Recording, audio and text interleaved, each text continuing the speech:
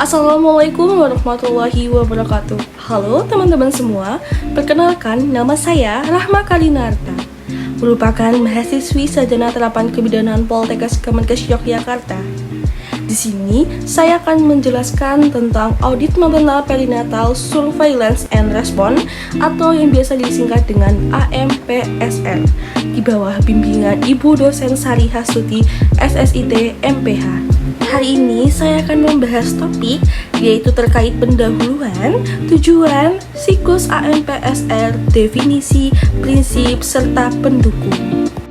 Sebelum kita lanjut membahas terkait materi, tahukah kalian terkait AKI?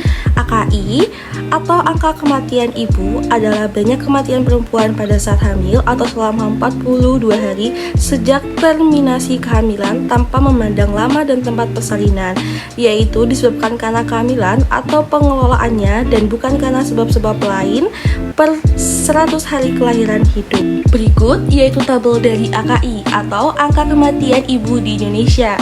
Terlihat dari tahun ke tahun sangatlah tinggi.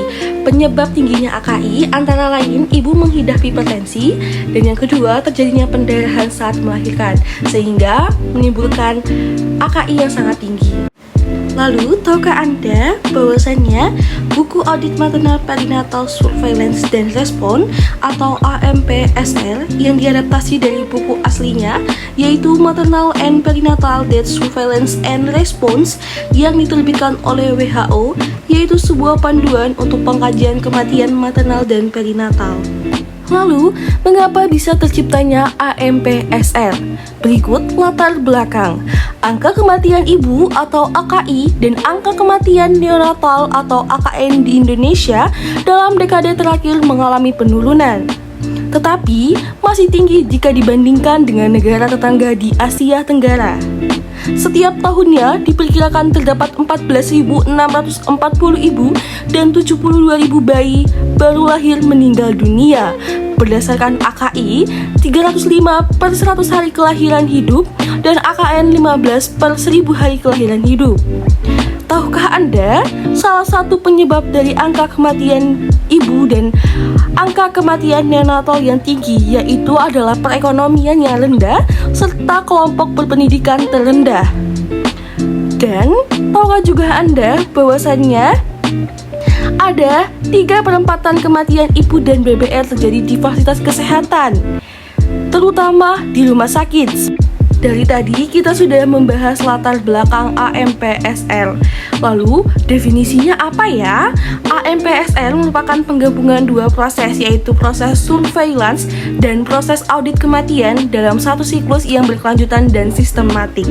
Dari definisi dapat kita simpulkan tujuan pelaksanaan dari AMPSR adalah untuk mengeliminasi kematian ibu dan kematian perinatal yang dapat dicegah dengan cara mengumpulkan dan menggunakan data atau informasi dari setiap kematian ibu dan kematian perinatal untuk menyusun interpretasi dan memantau dampaknya pada sistem kesehatan. Selanjutnya yaitu siklus dari AMPSR sendiri.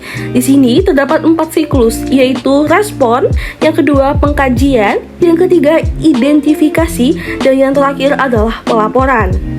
Berikut terdapat 5 prinsip atau azas yang mutlak dalam kegiatan AMPSR. Yang pertama yaitu no name, tidak menyebutkan identitas. Seluruh informasi mengenai identitas kasus maupun petugas akan dinonanimkan. Yang kedua no shame, tidak dipermalukan. Dan yang ketiga yaitu no pro justisia atau tidak untuk kepentingan peradilan. Dan yang keempat yaitu no blame, tidak menyalahkan, tidak adanya identitas pada saat pengkajian kasus dilakukan. Dan yang terakhir yaitu pembelajaran, salah satu upaya dari AMP untuk meningkatkan pelayanan kesehatan maternal dan perinatal atau neonatal. Apa yang merupakan pendukung pelaksanaan dari AMPSR?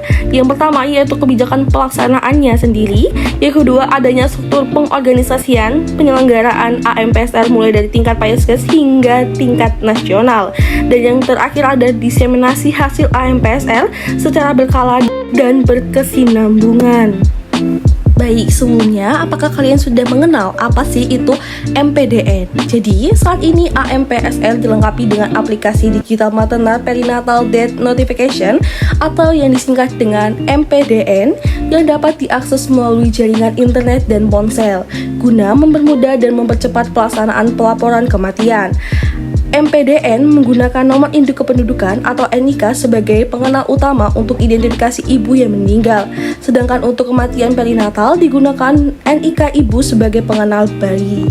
Baik, berikut materi yang dapat saya sampaikan. Terima kasih. Wassalamualaikum warahmatullahi wabarakatuh.